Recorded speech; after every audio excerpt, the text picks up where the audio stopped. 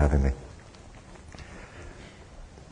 Tonight's talk is on Buddhist Romanticism, and it's not a theory of Vipassana romances. Okay? It's more on themes from European Romanticism that influence the way we come to Buddhism, kind of the assumptions that we bring as we come to the Dharma. And I think it's important that we examine these assumptions. This is not an abstract or academic topic. When we come here, we have these unexamined assumptions. If they remain unexamined, they were going to influence the way we take in the Dharma, understand the Dharma, practice the Dharma. We have to look in them to see if there's any way that they limit the way that we're going to gain benefits from the Dharma, from our own practice. And so I think it's important that we take a look at these assumptions and sort of take them apart and try to look at them as a stranger might look at them. For me, one of the advantages of going to Thailand for my training was getting a totally different picture on the training of the mind, what religion is about, what the practice of the Dharma is all about. And simple little things from just... I remember one time I was talking to my teacher about, after having lived some of this ascetic life that Gil was talking about, 1 meal a day and celibate life, and talking to my teacher about the needs of the body. He looked at me and said, what does the body need? I said, well, of course, it needs food, it needs shelter, it needs sex, it needs all these other things. And he says, the body doesn't need those things. The mind may need them, but the body doesn't. And the body's perfectly willing to die and go without all these other things. And that opened my mind to a whole new way of thinking. Another time, during the cold season in Thailand, the wind started coming down, and actually, it was a season it felt a little cold after having been in Thailand a couple of years. And I started thinking of Christmas and all the things I missed about Christmas back home. And I happened to mention this to him. And his first comment was, yes, every culture has its stupid customs, doesn't it? And then he proceeded to talk about some Chinese customs that he felt were similar to our ideas about Christmas. And by the time he was done, it was a stupid custom. So it's good to look at our assumptions.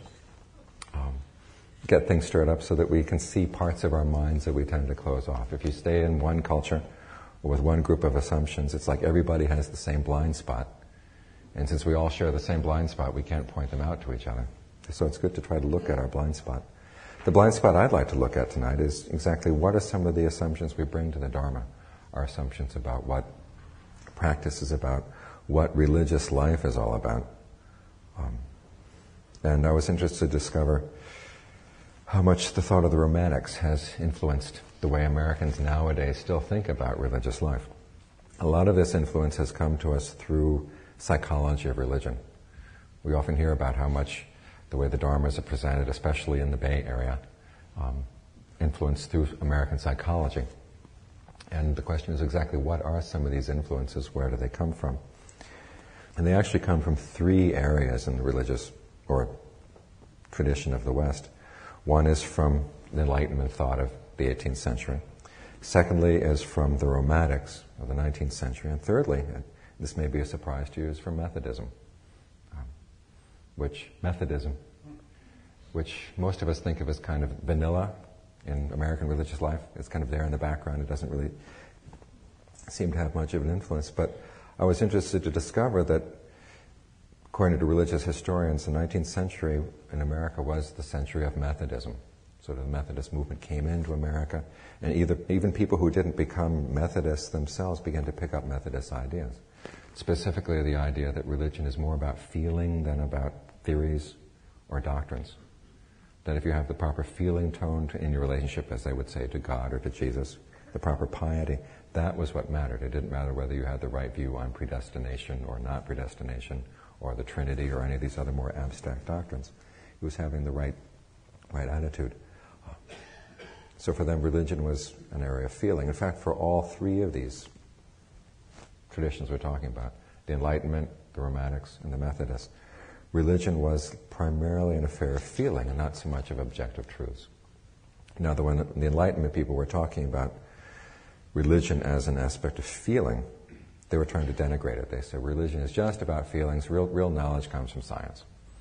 It was their way of putting religion down. For the Romantics and the Methodists, however, to talk about religion as a realm of feeling for them was to bring it up to a higher level. something beyond and above just what they would see as mere scientific facts. In the case of the Romantics, they were drawing on the thought of Kant, which said that it's through aesthetic feeling and aesthetic creation that we reach our highest form as human beings. This is when we're most human. Schiller, whom you probably know best for the Ode to Joy in Beethoven's Ninth Symphony, said specifically this: it's through what he called the play drive, the aesthetic play drive, that we become most human. Either otherwise we're just subject to our material or physical needs on the one hand, or to the dictates of the laws of reason. In either case, we're not free. Reason forces us to act in certain ways. Our physical needs force us to act in other ways. And it's only when we can rise above those through aesthetic play, through the act of creation, that we become complete human beings. And this act of creativity, the aesthetic feeling that comes from this, is our highest expression. Schiller had a friend whose name was Schleiermacher. Whether Schiller, Schleiermacher, Schelling, it was a whole pile of them back in the. And Schleiermacher was raised in the Moravian Church, the German Reformed Church, which was a pietist church, very much like the Methodists. And he was concerned that as the Enlightenment came into Germany, that people were going to be turned away from religion. And so he came up with the theory that religion is actually the highest form of aesthetic creation that you have. In fact, he called religion was the taste and feeling for the infinite, which puts it in the aesthetic realm. And you have this feeling of the infinite that you begin with. You create a religion out of that to express your feeling, both to yourself and to others. And in the course of doing this, you try to integrate your personality into a whole. I want to read a few of his quotes from him here. And you tweak the language a little bit, and it doesn't sound all that foreign. Where is religion chiefly to be sought? Where the living contact of a human being with the world fashions itself as feeling. Truly religious people are tolerant of different translations of this feeling, even the hesitation of atheism. Not to have the deity immediate present in one's feelings has always seemed to them more irreligious than such a hesitation. To insist on one particular conception of the deity to be true is far from religion. Nothing is more unchristian than to seek uniformity in religion. The individual is not just part of the whole, but an exhibition of it. The mind, like the universe, is creative, not just receptive. Whoever has learned to be more than himself knows that he loses little when he loses himself. Rather than align themselves with a belief in personal immortality after death, the truly religious would prefer to strive to annihilate their personality and to live in the one and in the all. Sounds very much like interconnectedness. And in fact, that was a Romantic doctrine. Schiller's thoughts were very popular during the Romantic period. In fact, most of his Romantic friends who tend to be more atheistic said, hey, this is our justification for having whatever religion we want to create for ourselves. Schleiermacher himself was more conservative than that. In later years, he tried to retract a lot of what he had said. But the cow was out of the barn, basically. You couldn't stop this. And people were creating their own religions and saying that this is the highest aesthetic form that we can have. And in doing this, two things happen. One is that we overcome the divisions within ourselves. The Romantics had a very strong sense that our self is divided, either between reason and our sort of the more sensual needs. They analyze the sense of division in different ways, but it basically comes down to people suffer because they have this divided sense of the self. They will stop suffering when their sense of self is more integrated. Once they get more sort of integrated within themselves, that not only makes themselves more whole, but it also helps get them in touch with and more interconnected with everybody around them. And not just other people, but nature as a whole. So interconnectedness is a good thing in that that's the end of suffering. They also had the belief that this was an unending process, that you could never achieve complete, perfect interconnectedness, but you could always keep at it. And it was in the process rather than trying to get to a perfect goal. The path is the goal for them. It's in the process that this fulfillment can be found. Keats, drawing on the Romantics, developed some of their assumptions in a term that he called negative capability. If you've studied literature, you've probably heard of this. It's the idea that the truly mature person is one who doesn't have to have certainties all the time. They're willing to live with mysteries and uncertainties and feel okay about it. You can function in all sorts of kind of levels with a sense of spontaneity, a sense of fluidity. Again, you've heard these themes many, many times. This is where they come from. They come from the Romantics. These thoughts were transmitted to modern religious life through the thoughts of the psychologists of religion. And I'd like to focus tonight on 3 particular people for the way that they've brought these thoughts into modern world. Because once this becomes sort of enshrined as psychology, it becomes scientific, right? But it's this contradictory part of the psychology of religion that gives its authority. On the one hand, it can claim objectivity. Psychologists of religion draw on the teachings of many traditions all across the world. And for that way, they seem to have more authority than a particular tradition that comes from one particular culture or one particular background. Yet, at the same time, most of their categories, most of the ways they analyze things, come from our Western background. So they sound familiar. They make sense to us in a kind of an intuitive way without even realizing what they've been saying. First person I'd like to talk about is William James, his Varieties of Religious Experience. James wrote this in 1902. And it was an amazing document in its time in that he would bring in not only religious experiences from different Christian traditions, but also from Buddhism and Hinduism, and also from what was called back in the 19th century the religion of mental culture, which was kind of the New Age of the 19th century. We think the New Age is new. They were doing it back in the 19th century, the very same theories. And putting them all on the table as equals. And just in that, in and of itself, was an amazing thing back in 1902. On top of that, when at the very end of the book he says of all the various religious teachings that he finds make sense to him, he says the Buddhist doctrine of karma makes a lot of sense. Someone said it was probably just to shock his audience, but I think he was serious. But in spite of the fact that he was such a broad-minded person, and James is one of those people who passes the Holden Caulfield test for a good author. Do you know that test? If you finish reading a book and you want to pick up the phone and talk to the author, you just have a good long talk and chat things out. James is a really nice person. He comes across very personable.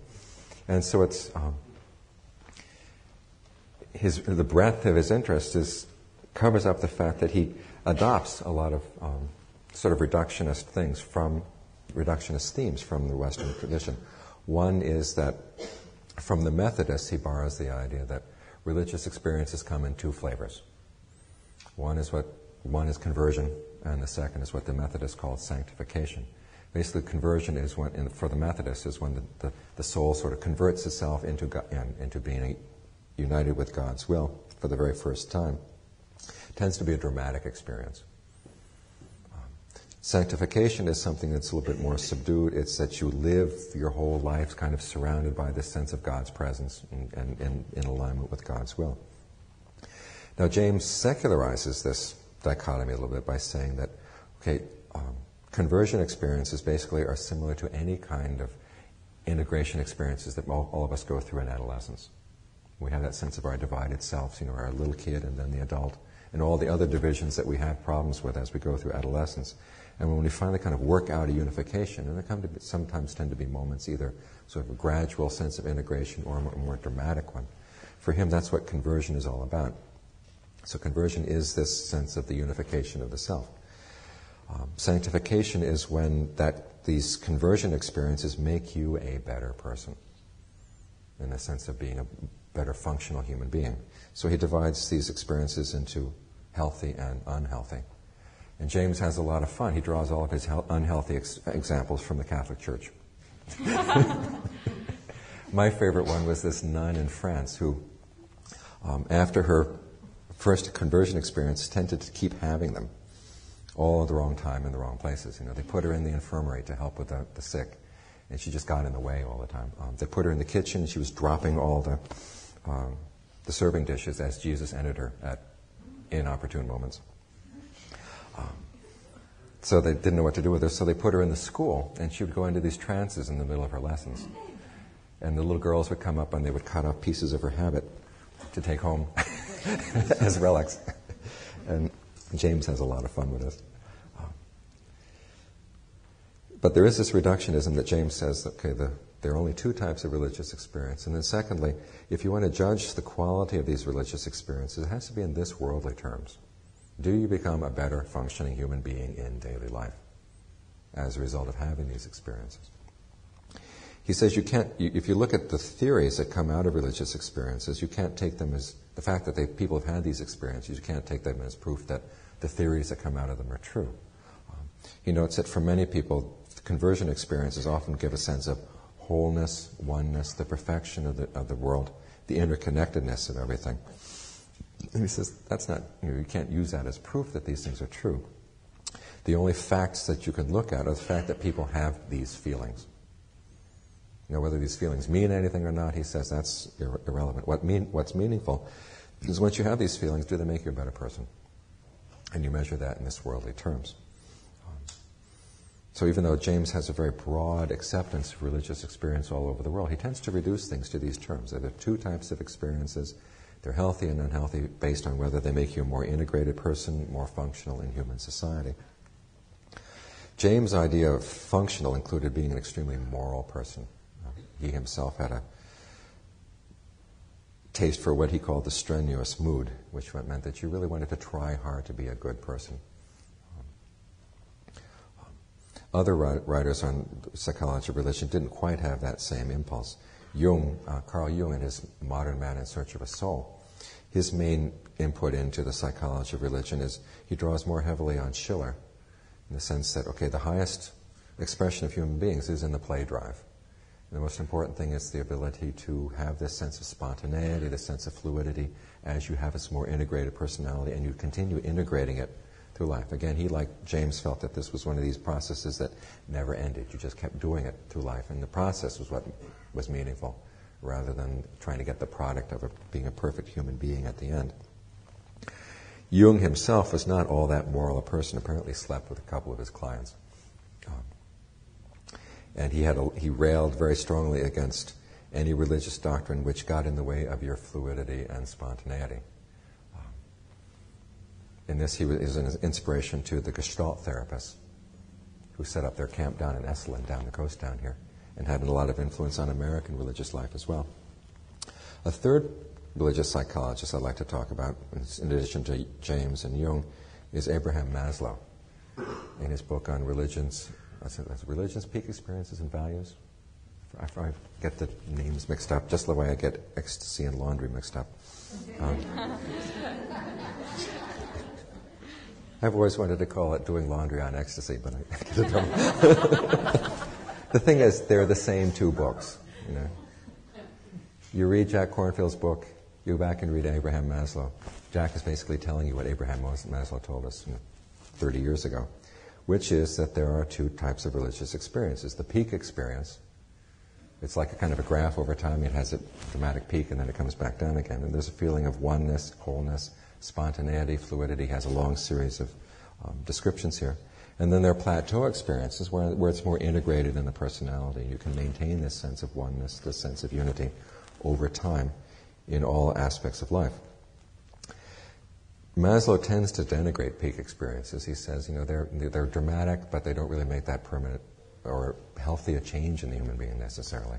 That requires more process of counseling, therapy, sort of the integration of the personality that comes through education of various sorts. Secondly, he says that of all the religious experiences in the world, the only thing that really matters is what they all have in common. The differences are immaterial. They're a product of cultural biases. For instance, when the Buddha says he gained an insight into karma, well, that's very interesting, but other people have similar experiences and they don't talk about karma. So let's cut out karma as beyond scientific. So what you get at the end is the peakiness and the plateauness of the experiences. That's what's scientifically interesting for Maslow. Everything else he tends to denigrate. So given these three people who've had a huge influence on psychology of religion, I mean, most other psychologists of religion can draw their influence from one of these three.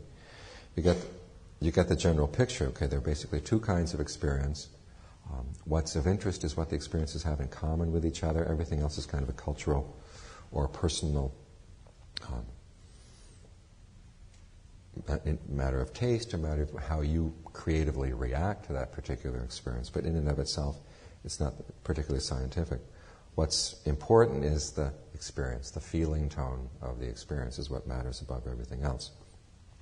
Secondly, all of them agree that religion is healthy when it creates a sense of personal unification. The divided soul becomes unified. The sense of oneness, you integrate the personality. There is no such thing as perfection at the end of the religious life. You get the integrated personality, and the healthy integrated personality is one that can continue taking in new experiences and continue integrating them, but they never reach a point of perfection. This is best expressed, can be measured in this worldly terms.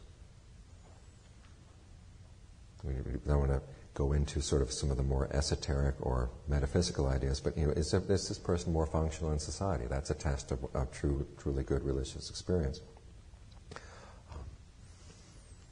And so when you look at this, the sort of general picture here, and then you look at the way Buddhism is taught in the West, you see a lot of similarities. We don't have the experience. We don't get into. A lot of us come to meditation wanting the experience. And then once the experience has first had sort of the more dramatic experiences, we want to be able to integrate that into our daily lives so that we can be better functioning human beings. The feeling tone is important. We tend to look at Buddhist teachings outside of that particular experience, a sort of cultural baggage that came over from the Pacific, but we can drop it if we find that it doesn't fit into our American culture. Secondly, that sense of what Keats called the negative capability, the ability to not worry about sort of larger metaphysical issues. It's okay if we can continue functioning in the world with a sense of balance, a sense of fluidity. It's amazing how many times I've been reading through different books modern books on Buddhism, how much they talk about the dance of life. And the image there is quite fluidity, grace, sort of a free-form kind of dance. There's no strictures that are being placed on you. Now the question is, does this picture really do justice to what's coming over in the Buddhist teachings? When we look at the aim of religious life, or the aim of our practice, whether we want to call it religious or not, as overcoming the divisions in the self, is that enough, or is there more? And the Buddha says that there is, classical Theravada doctrine says, okay, nirvana is attainable.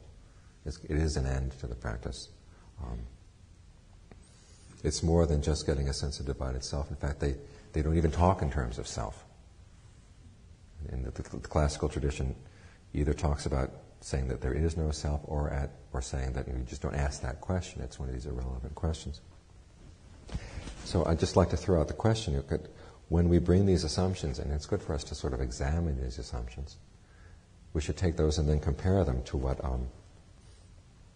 some of the traditional teachings, and say, are the traditional teachings actually saying something less than we think they are? Or are they saying something more? Are they sort of raising the bar for us, saying, well, once you've got this sense of self that's been integrated, is there more?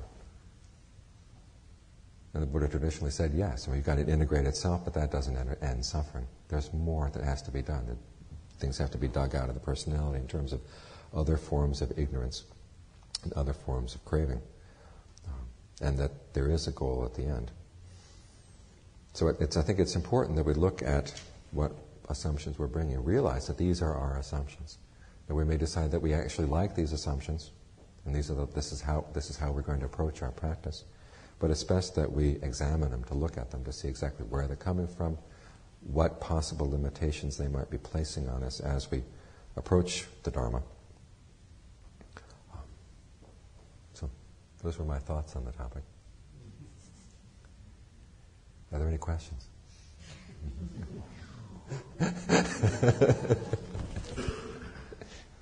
That's the LITE version of that talk, let me tell you. Otherwise, I could have thrown lots of quotes at you. Yes, go ahead. Where do Emerson and all those folks fit into this? They were pretty much with the Romantics on this. I mean, I can read a little Emerson to you. Here we go. The reason why the world lacks unity is because man, of course he's speaking sexistly here, because man is disunited with himself. And women are disunited with themselves too. We live in succession, in division, in parts, in particles. Meanwhile, within us is the soul of the whole, the wise silence, the universal beauty to which every part and particle is equally related, the eternal one. And this deep power in which we exist and whose beatitude is accessible to all of us is not only self-sufficing and perfect in every hour, but the act of seeing and the thing seen, the seer and the spectacle, the subject and object are one. And doesn't that sound like a Dharma talk? But the Dharma talks come from Emerson. Yeah. And Rick Fields, in his book How the Swans Came to the Lake, likes to talk about Buddhist influences on Emerson and Thoreau and the other transcendentalists. When you look at their thought, though, actually they had come up with all their religious ideas beforehand. And then they went into Buddhism and kind of pilfered what they could find that fit in with their ideas. And so the influence seems to be more that they found that Buddhism was useful for supporting some of their pre-existing theories, rather than any influence of Buddhism on them, per se. Yes? How did this topic of inquiry come upon you? That's a very interesting, fantastic talk. Thank you very much. But I'm also kind of curious. Yours is such an esoteric endeavor that you must have really had some stroke of inspiration. Well, actually, I owe it to somebody else. Have you ever read the book Buddhism in America by Richard Seeger? No. His background is in American religious history. And he was saying to me one time, he came to talk, he interviewed me for the book, and he was mentioning that from his point of view, American Buddhism has a lot more to do with Romanticism than with anything else. But he had never sort of gone into the details. So I decided to explore it a little bit, and there seemed to be a lot there. Yes? You described the interface Mm-hmm. between the kind of pyramiding of Western Mm-hmm. philosophy Mm-hmm. in these movements. Mm-hmm. Is there a core in Western philosophy that has a validity that would be parallel to the basic core validity of Buddhism?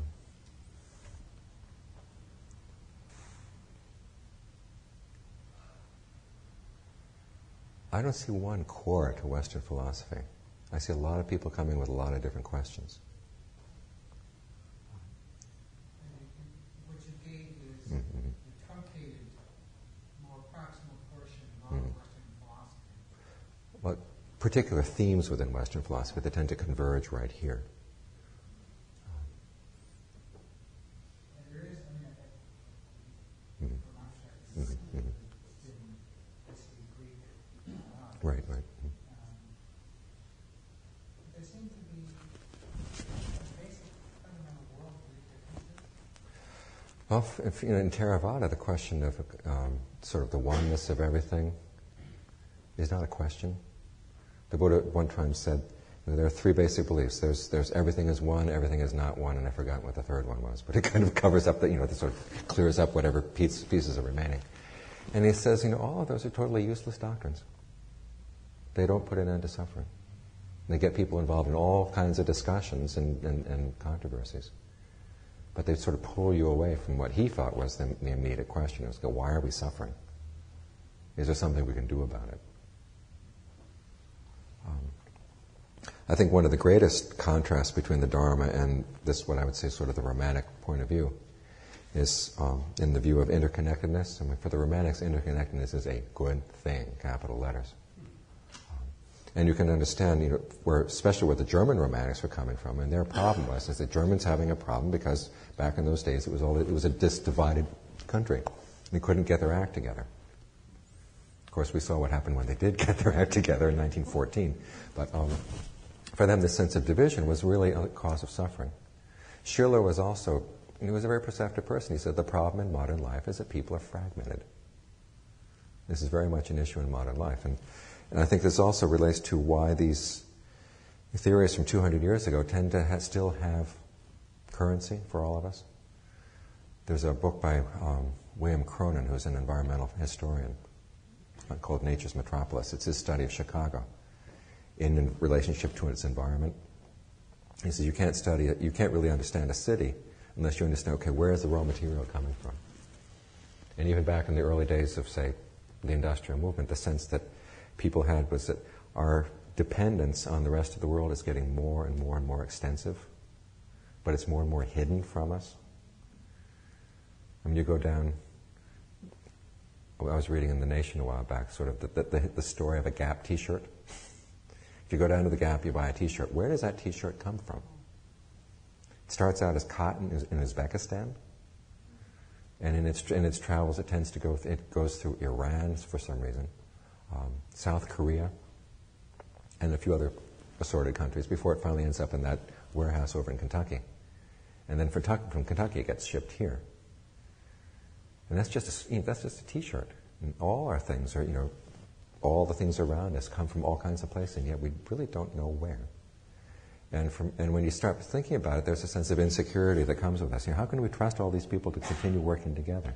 This fabric that we're so dependent on is so tenuous and so uncertain that we really like to hear that, okay, internet connectedness is a good thing. It's the basic principle of the universe.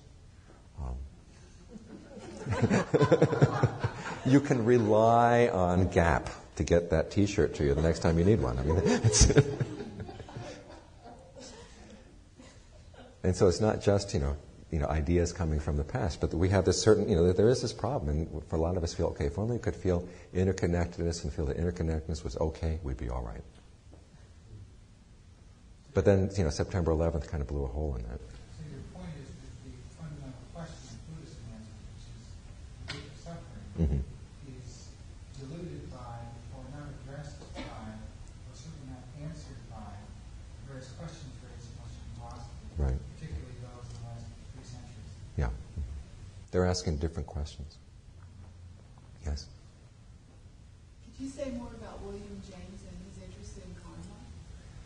He mentioned it only briefly towards the end of the book, saying just kind of on a personal note, of the various theories that are out there from the various religions. This one seemed to make the most sense to him.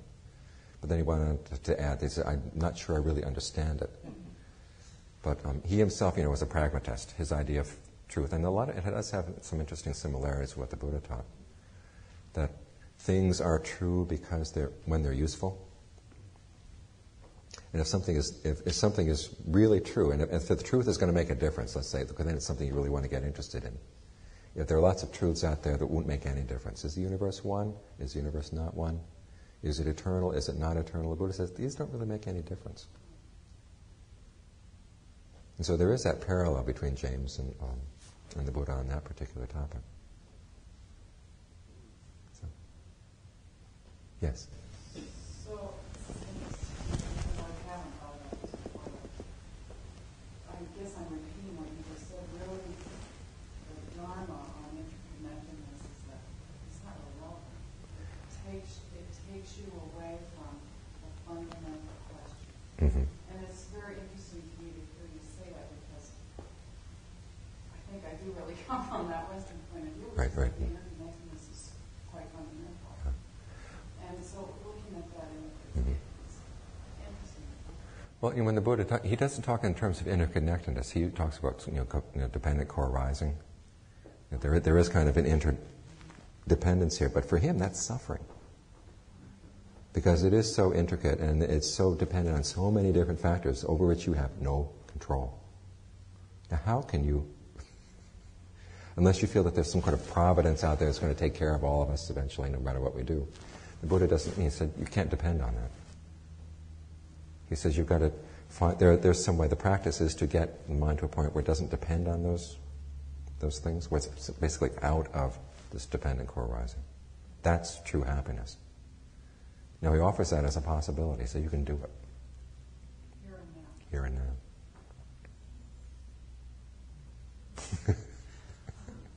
Yes. What would the practice then look like in Northern California? Once one is aware of these influences, would it be sitting or going to Thailand for years? Well, just learning to catch yourself and say, okay, when these thoughts come up, okay, do I really believe that? I mean, I've been kind of programmed, and I don't say there's an intentional programming going on, but there's this kind of, it's like, fish growing up in the water. It's the water they swim in. But if you can sort of pull your mind back a little from those assumptions, say, okay, is this really going to solve the problem of suffering? And where are my assumptions getting in the way of my sort of getting back at my own essential ignorance and my own essential craving? Which are the issues? Because if you depend on interconnectedness, it can make you happy. I mean, it's good as long as the dot-com bubble is going, And for me, it's always been interesting looking through Buddhist history that the theory of interconnectedness as being a good thing tends to come up in periods when society is pretty wealthy and among the wealthier members of the society. And probably the most blatant statement of that was backed by this Chinese monk Fatsang. He was in the Huayan school. And he was selling this theory to, of all people, the Emperor and Empress of China, who were, pretty well situated, And they liked the idea of interconnectedness. But if you go talk to those people in Uzbekistan who are growing the cotton for our interconnected Gap T-shirt, is it a good thing for them? Not very good. And so you have to look, basically the question comes down to, where am I basing my happiness? Is it dependent on things that can change? Is it dependent on things that are out of my control? Is it dependent on things that are stressful? And this is why the Buddha teaches these three characteristics. Impermanence, stress, not self. To say, if the things that I depend on have these characteristics, I'm setting myself up for a fall. And I've got to dig deeper down inside because there's something inside me that's not dependent on these things. That's what the practice looks like no matter where you are. Yes? What would you say of some of the philosophies that in Thailand would be of American Buddhism doing? Well, I've always found that it's a good test for the sanity of an idea if I try to translate it into Thai and tell it to a Thai monk. Or I tried explaining Freud to a Thai monk one time. And 2 weeks ago I tried to explain James to a Thai monk. And he looked at me and said, what? So that's their perspective. Kind of, what? Especially the whole business about, the divided sense of self. We want to have the sense of integration, the sense of wholeness, and that's going to solve our problems. For them, that's major delusion. I mean, in the practice, when you get the mind into good states of concentration, there is this sense of wholeness. That's just concentration, okay? And there's never been any pretense that that's the end of the goal. That's a path. You're trying to get this sense of wholeness, this sense of integration, through bringing the mind to a state of healthy concentration. But then you have to start taking that apart to see, where are your false assumptions? Where are you depending on things that change? And you take that apart. You had a question? Yeah, it seems, and I'd be curious to know what you think in reading James. He has a very practical approach, essentially, if this makes your life better. Mm-hmm. And I'm wondering, is he saying the same thing as the Buddha, which is, to end suffering? Is it just a difference in phrasing? James doesn't say that you can put an end to suffering. He said you make your life better, but it's an unending process. You just have to keep, being a good person, until you finally drop dead. But he says there's no end point. Whereas the Buddha says, there are these standards for putting an end to suffering. You can do that. It's an attainable goal. That's another big difference between Buddhism here and Buddhism over there. They're not ashamed to talk about goals. For them, a goal is not an oppressive ideal that is placed on us that's going to make us miserable. It's an opportunity. It's a point that you can get to, and then the job is finished. I think they have a lot healthier attitude towards goals over there than we do. So, there's a question over here. Yeah. Yeah. Just picking apart what you're talking about, is that related somehow to what you would say non-attachment? It's sort of looking at where your attachments are that are where you are attached to things that are impermanent, that are going to let you down. Would there be a distinction between the West and East? It doesn't have to be. I mean, we can make this Western Buddhism too if we want. The philosophy that you're proposing with the psychological. Yeah. That's not present anymore. Well, I think they would talk about the attachments that keep you divided within yourself. Like you're attached to certain neurotic ideas. We'll learn how to overcome those. But there are other attachments beyond There are other attachments beyond that. That's what the Buddha would say. Yeah. Even when you've got this perfectly integrated self, there's still attachments there. There's still suffering there. And this is where he comes in. So, okay, this is where we've got to work. Oh, yes? What about the role of, say, metta practice as not necessary for getting suffering, but a very valuable tool for certain parts of confusion? I would say it is a necessary, but it's not sufficient. Okay, you need to have metta practice. But I mean, you don't need to do the formal practice. Right. Mindfulness. Right. But still, it wasn't dismissed as being a wrong view. Oh no, it's not wrong view at all. Yeah. But again, metta is not. Go ahead. As an interconnectedness or that sense of oneness that can come up through that practice can be a great stepping stone for letting go of some of the wrong views that come up when you're struggling with the individual sort of at odds with other people.